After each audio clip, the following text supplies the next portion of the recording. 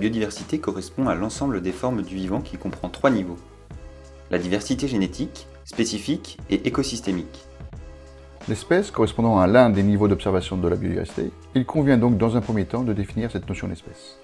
Historiquement, le critère de ressemblance était le moyen le plus simple et rapide pour distinguer des espèces différentes. Au XVIIe siècle, John Ray définissait l'espèce comme l'ensemble d'individus au caractère semblable et héréditaire. Ensuite, plusieurs définitions se sont succédées. Au XVIIIe siècle, Carl von Linné affirmait qu'une espèce est reconnaissable par un ensemble de traits de caractère propre. C'est lui qui est à l'origine de la nomenclature binominale pour nommer une espèce. Par exemple, l'homme est appelé Homo sapiens, Homo étant le nom de genre et sapiens le nom d'espèce. De cette façon, il a lui-même nommé plus de 10 000 espèces animales et végétales.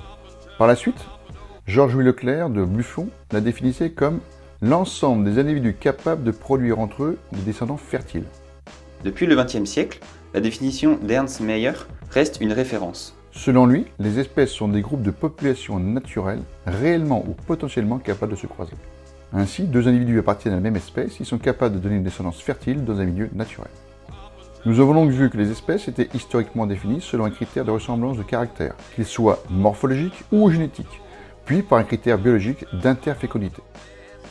N'hésitez pas à nous soutenir sur Hello Asso ou sur nos réseaux, YouTube, Facebook, Instagram et Twitter, et notre site.